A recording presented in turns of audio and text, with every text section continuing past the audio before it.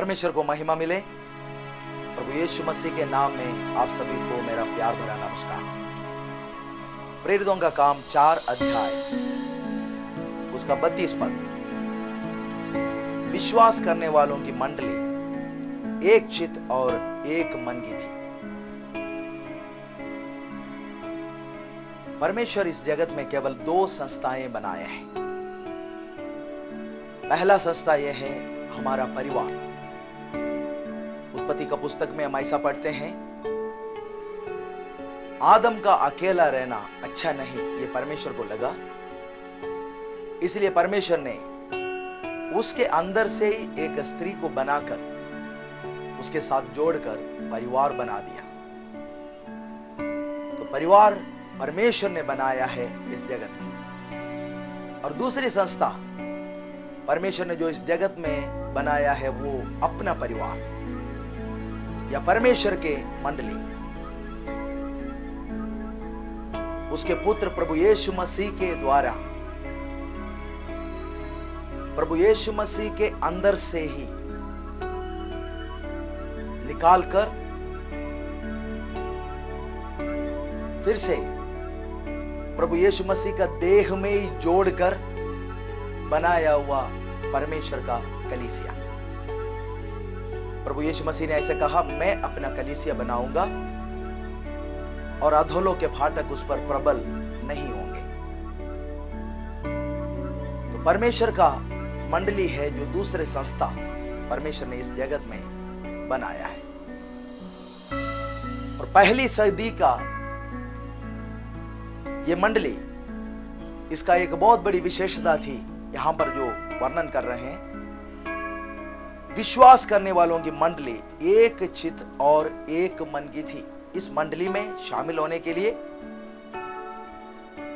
परमेश्वर का पुत्र प्रभु यीशु मसीह का सूली पर जो बलिदान है उस पर विश्वास करके अपने पापों का क्षमा प्राप्त कर परमेश्वर का संतान बना है, वो है इस मंडली में शामिल हो जाते हैं। और जो इस मंडली में शामिल हो गया, उनका सविशेषता यह था कि वो एक चित्त और एक मन की थी।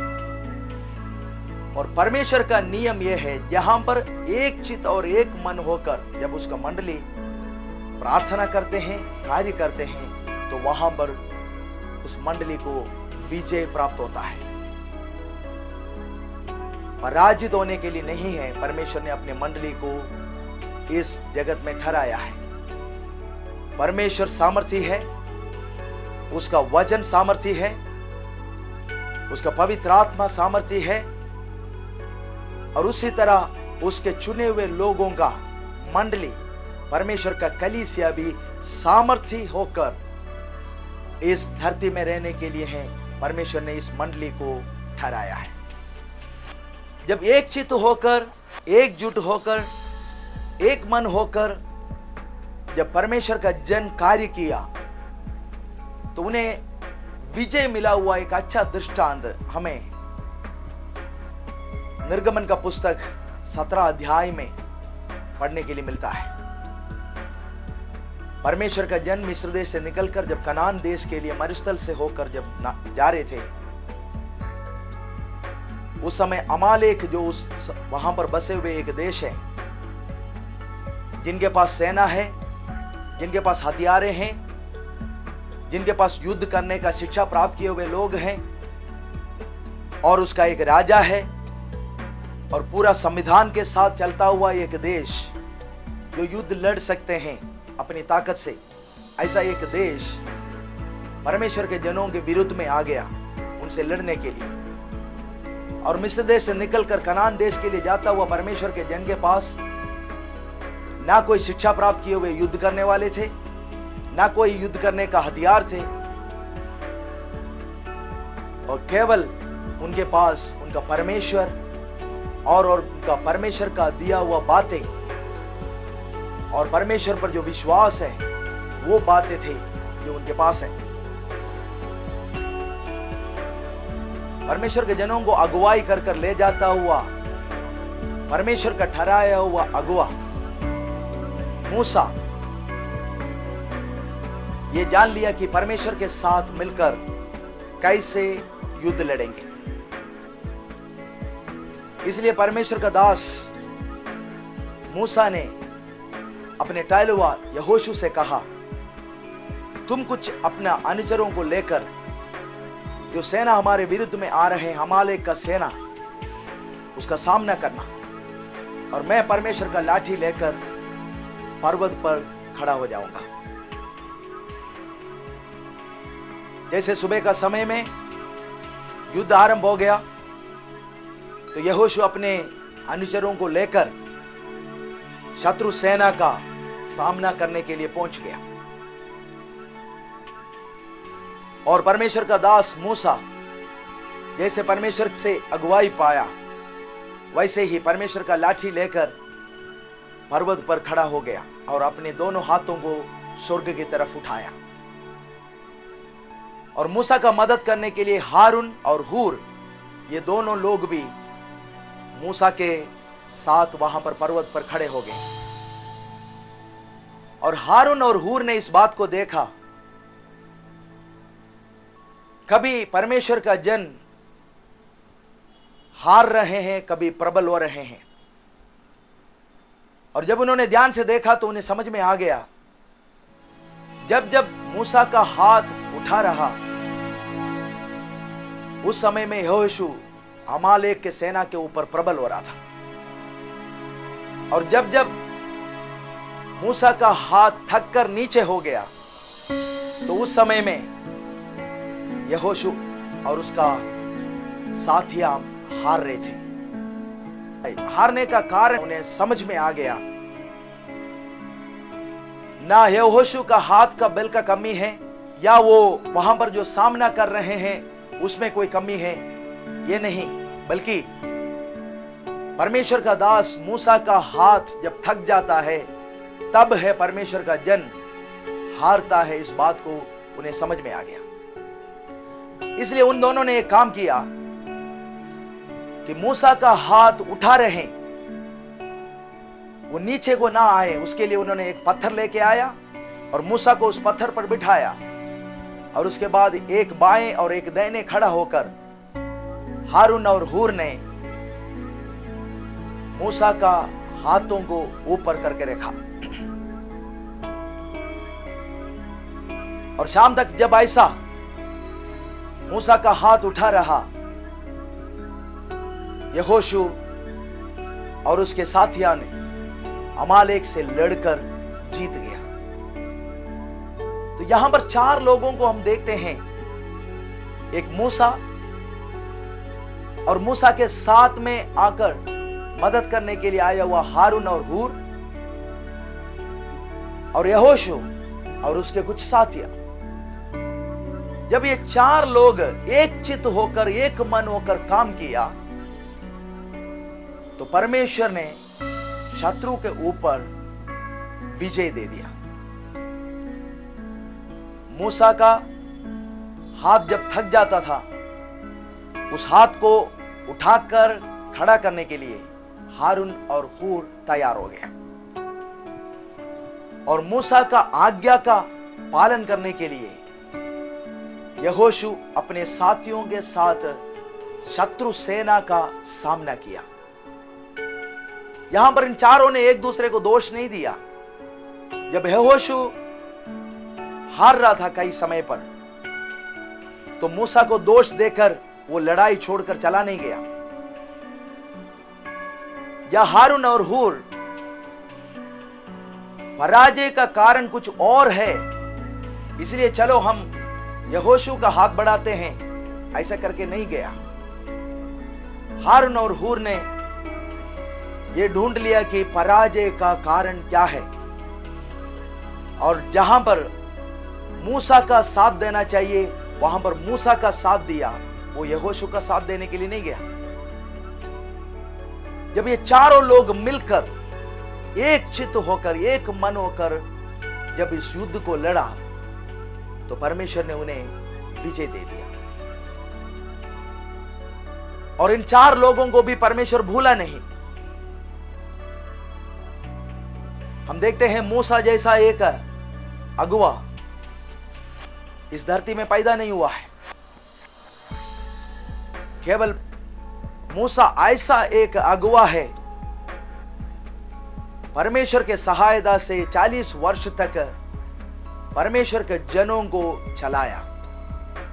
इसलिए परमेश्वर खुद मूसा के बारे में गवाही देता है कि मूसा जैसा कोई नम्र व्यक्ति इस दुनिया में नहीं है।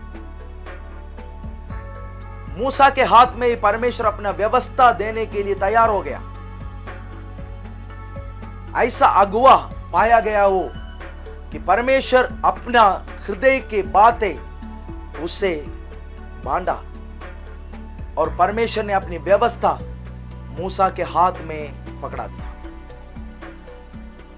हारून और हूर के विषय में जब हम देखते हैं, परमेश्वर के लिए जब एक मंदिर इस जगत में बना और वहां पर एक महायाजक का जरूरत थी, तो परमेश्वर ने हारून और उसके वंश महायाजक होने के लिए चुन लिया। और हूर को भी परमेश्वर ने नहीं भूला। हूर एक बहुत बड़ा प्रभावशाली व्यक्ति नहीं था। बहुत जगहों पर हूर का नाम हम बाइबल के अंदर नहीं देखते हैं, लेकिन परमेश्वर हूर को भी नहीं भूला, जो एक चित्त होकर, एक मन होकर काम करने के लिए, अपने अगुवे का हाथ को बलवंत करने के लिए जो खड़ा हो गया, उस हूर को परमेश्वर ने आदर किया। जब इस जगत में परमेश्वर के लिए एक मंदिर बनाने का जब कार्य आया, वो मंदिर किस रीति से बनना चाहिए उसका चित्र परमेश्वर ने मूसा को पहाड़ पर दिया। और उसी समय परमेश्वर मूसा से कहता है, और ये जो चित्र मैंने तुम्हें दिया है, इसको बनाने के लिए एक अभिषेक मैंने हूर का पोता, ऊरी का पुत्र बेजलेल को दिया है। जब परमेश्वर अपने लिए एक मंदिर इस जगत में बनाना चाहा स्वर्ग के योजना के अनुसार, तो हूर के परिवार के अंदर से हूर का पोता बेजलेल को परमेश्वर ने अभिषेक किया।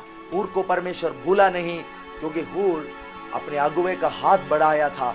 तो उसके तीसरा पीढ़ी में परमेश्वर ने वो आशीष दे दिया, परमेश्वर ने वो अभिषेक दे दिया। बेजलेल इस जगत में परमेश्वर के लिए मिलाप वाला तंबू बनाने के लिए परमेश्वर ने उसको अभिषेक कर दिया। और यहोशू के बारे में हम देखते हैं, मूसा के बाद लाखों लोगों को यर्दन पार कराकर कनान देश में ले जाकर, वो देश जो वायदे का देश है, वो परमेश्वर के जनों को देने के लिए मूसा के बाद अगुवे के रूप में परमेश्वर ने यहोशू को चुना। और उस कनान देश का सारे राजाओं को हटाकर परमेश्वर के जनों को वहां पर बसने के लिए, वो सारे युद्ध जीतने के लिए परमेश्वर ने बल यहोशू को दिया। और मूसा के बाद में यहोशू परमेश्वर के जनों के लिए अगुवा बन गया। तो उन चारों लोगों को परमेश्वर भूला नहीं, परमेश्वर प्रतिफल दिया है। आज परमेश्वर का मंडली भी बहुत बड़ा युद्ध में है, और ये युद्ध लहू और मांस से नहीं है, कोई मनुष्य के साथ नहीं है, इस दुनिया का किसी राजा के साथ नहीं है, इस दुनिया का कोई भी जाति का, वंश का लोगों के साथ नहीं है। ये युद्ध एक आत्मिक युद्ध है। मनुष्य एक आत्मिक प्राणी है, और मनुष्य का सारे परेशानियां आत्मिक परेशानी है। मनुष्य के पास जरूर शरीर, मन और आत्मा है, लेकिन आत्मिक प्राणी होने के कारण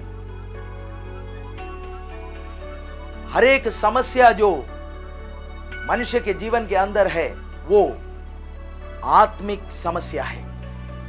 और इसलिए इसके लिए एक आत्मिक युद्ध लड़ना पड़ता है, क्योंकि दुष्ट शक्तियां और अंधकार की ताकतें इस जगत में परमेश्वर के जनों के विरुद्ध में हमेशा काम करते रहते हैं। परमेश्वर का राज्य बढ़ने के लिए रुकावट डालते रहते हैं। परमेश्वर का आनंद और परमेश्वर का उद्धार और परमेश्वर का शांति इस जगत के लोगों के जीवनों में आने के लिए रोक लगाने वाली अंधकार के ताकत इस वातावरण में है। और परमेश्वर का जनों का युद्ध उन अंधकार के ताकतों के साथ है। इसलिए परमेश्वर का सामर्थ्य से ही ये काम कर सकते हैं। और जो मंडली एक चित्त होकर और एक मन होकर खड़ा होते हैं, वही मंडली इस अंधकार के ताकतों के ऊपर जीतेंगे। जब मूसा, यहोशू, हारून और हूर एक अच्छा कोऑर्डिनेशन में एक चित्त होकर, एक मन होकर जब युद्ध लड़ा तो उन्हें विजय मिल गया। आज परमेश्वर का मंडली भी एक चित्त होकर, एक मन होकर प्रार्थना में और वचन प्रचार में और पवित्र आत्मा का सामर्थ्य में भरपूर होकर जब कार्य करेंगे, एक मन होकर, एक चित्त होकर जब कार्य करेंगे, इस वातावरण में मंडराता हुआ अंधकार के ताकत के ऊपर परमेश्वर हमें विजय दे देगा। युद्ध परमेश्वर का है, युद्ध हमारा नहीं। परमेश्वर युद्ध लड़ता है, विजय देने वाला परमेश्वर है। आज अगर हम बिखरे हुए हैं, अगर हम दुचित होकर जीवन बिता रहे हैं, चाहे वो परिवार हो, चाहे वो कलीसिया हो, उसके अंदर विजय नहीं देखने के लिए मिलेगा, उसके अंदर पराजय देखने के लिए मिलता है। इसलिए परमेश्वर का जन एक चित्त होकर, एक मन होकर कार्य करने के लिए परमेश्वर चाहता है। पहला सदी का कलीसिया में हमेशा विजय की कहानियां बोलने के लिए थे। वहां पर बीमार चंगे हो गए, लंगड़े चलने लगे, अंधकार की ताकतें टूटने लगे और मुर्दा जिंदा होने लगे। और वही पहला सदी का कलीसिया में जो हो रहा था, उससे बढ़कर महिमामय एक सेवकाई ये 21वीं सदी का कलीसिया में होगी। और उसके लिए सबसे पहला कार्य कलीसिया के अंदर, सबसे पहला कार्य मंडली के अंदर एक चित्त होकर, एक मन होकर खड़ा होना है। उसके लिए परमेश्वर हमें मदद करे।